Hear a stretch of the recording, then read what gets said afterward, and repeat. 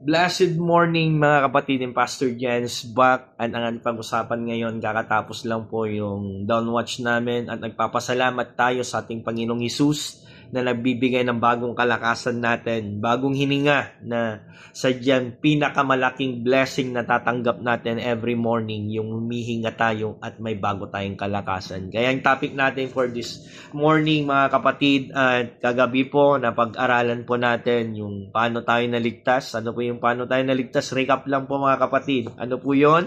Paano tayo naligtas? By grace alone, by faith alone, and by Christ alone. Yun po, paano tayo naligtas. Ngayong gabi naman, ang pag-aaral natin ngayong umaga po pala, ang ating pag-aaralan is all about naranasan mo na bang nangako sa ating Panginoong Diyos at hindi mo ito nagawa.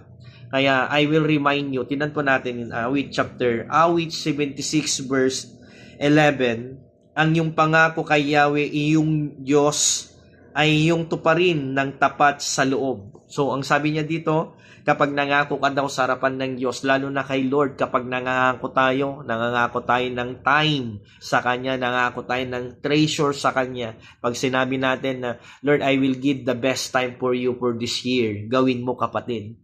At kung nangako ka din ng treasure mo, Lord, bibigay ko na yung tithes ko para sa iyo. Gawin mo din kapatid dahil ang sabi niya dito, gawin mo tong tapat at mula sa loob. Ibig sabihin mula sa puso mo gagawin mo to. Huwag mong gagawin ito dahil lang Lord, babawi ako sa hindi po. Dahil ang paggawa lang para sa sarili natin ay ito po hindi tatanggapin ng Diyos. Gawin mo yan mula sa puso mo. Dahil kapag yan ay nagmumula sa puso mo, magaan sa loob mo lang ginagawa. Kaya kung pinangako mo yung time, sinabi mo ng quality time, hindi yung tira-tira.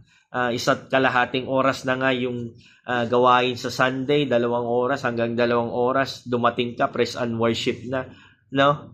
Dadating ka, word na. Nawa hindi ganun kapatid. Kung sinabi mong quality time, huwag kang papayag na every Sunday nalilate ka. Every Sunday na uumpisan mo dapat yung gawahin. Kung nangako ka na ibigay mo yung quality time mo at nangako ka din na ibigay yung treasure mo, yung tithes mo, ibibigay mo ng buo. Kung sinabing 10%, 10%, wag 3%. No? Kung nangako ka na, Lord, I will give the pledge para sa mga kabataan, para sa mga gawain, para sa mga kwan. Pag nangako ka, it's all about pangako mo sa Diyos, gawin mo na buong puso kapatid. Bakit mo dapat gawin? Sabi niya sa Awit chapter 75 verse 3.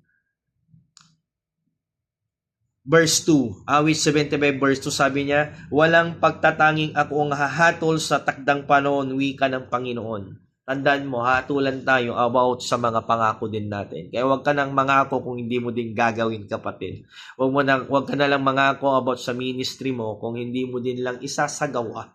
Kaya mga kapatid, sa umaga na to, God remind us, ang mga pangako mo ay dapat nating gawin. Sapagkat darating yung panahon, tayo po'y hahatulan sa ating mga pangako. Kaya nawa po may napulot ulit tayong aral. I'm Pastor Jen and blessed morning sa atin. And I pray to the Lord, God will bless yung maghapon mo kapatid. Pagpapalain ng Diyos ang buong maghapon mo at iingatan ka. Basta maniwala ka, have a faith to the Lord, God will bless your day. To God be the glory and blessed morning sa atin lahat. See you next vlog.